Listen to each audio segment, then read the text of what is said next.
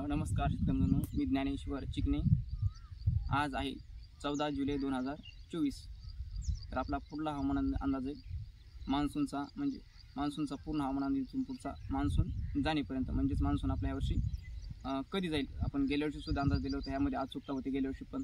आणि गेल्या वर्षी अंदाज आपल्या राज्यातून एकूण 70 ते 75% पाऊसमान राहील असा अंदाज दिलेला होता।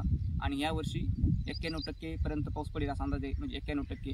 त्यामध्ये 5% कमी होईल किंवा 5% जास्त होईल, आपण अंदाज उन्हाळ्यामध्ये दिलेला आहे। तर त्याप्रमाणे सध्या तर पाऊस आहे 91%च्या आसपास म्हणजे पडण्याची शक्यता, म्हणजेच आपण दिलेला अंदाज। आणि आज 14 तारीख आहे, म्हणजे 14 तारीख आज आता 1 जूनपासून ते 14 जुलैपर्यंत, म्हणजेच दीड महिना होत आलेला आहे की पावसाळा सुरू होऊन।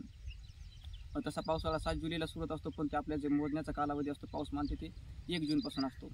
तर आता दीड महिन्यामध्ये जर पाहिजे आपलं, तर राज्याच्या पिकाची परिस्थिती चांगली आहे बऱ्याच भागामध्ये, व थोडक्या भागामध्येच पीक परिस्थिती थोडी नाजूक असू शकते। पण पावसाचा जर विचार जर केला तर पाऊस अद्यापही जोरदार स्वरूपाचा किंवा ओढे नाले वाहतील असा पाऊस नाही। म्हणजे एकंदर जर आपण पाहिलं तर 91% आपण अंदाज दिलेला आहे, त्याप्रमाणे पाऊस पडत आहे। तर पुढील जुलैमध्ये पण साधारणच पाऊस राहणार आहे। आणि हा पाऊस पिकास उपयुक्त, पण धरण क्षेत्रामध्ये पाणी मात्र ह्या पावसामध्ये जास्त येण्याची शक्यता नाही। साधारणच धरण क्षेत्रामध्ये मोजक्या प्रमाणामध्येच पाणी येण्याची शक्यता आहे, जास्त नाही।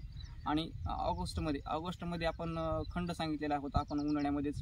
तर ऑगस्टमध्ये खंड पडण्याची शक्यता आहे, तो खंड 20 ते 25 दिवस पडण्याची शक्यता आहे, 20 ते 25 दिवसाचा। आणि तो पाऊस ऑगस्टमध्ये सर्वात कमी पाऊस, म्हणजे ऑगस्टची तारीख सांगतो तुम्हाला मी, 10 ऑगस्टपासून ते 30 ऑगस्टपर्यंत हा पाऊस अत्यंत कमी राहील। ह्याच्यामध्ये म्हणजे खंडच राहील 10 ते 30 ऑगस्ट दरम्यान।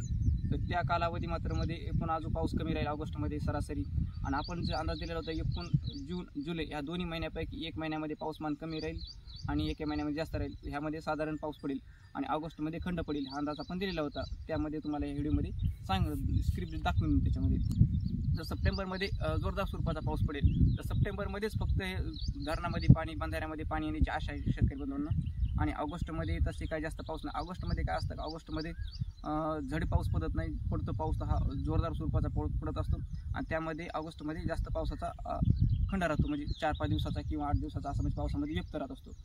तर तसंच ऑगस्टमध्ये 20-25 दिवसाचा खंड आहे आणि सप्टेंबरमध्ये जोरदार स्वरूपाचा पाऊस पडण्याची शक्यता आहे। आणि त्याच्याबरोबरच पुढे आपला मान्सून आता ह्यावर्षी 2024 मान्सून परतीचा प्रवास कधी सुरू करेल, तर मान्सून हा परतीचा प्रवास हा वेळेतच सुरू करणार। ह्यावर्षी सुद्धा मान्सून लांबणार नाही।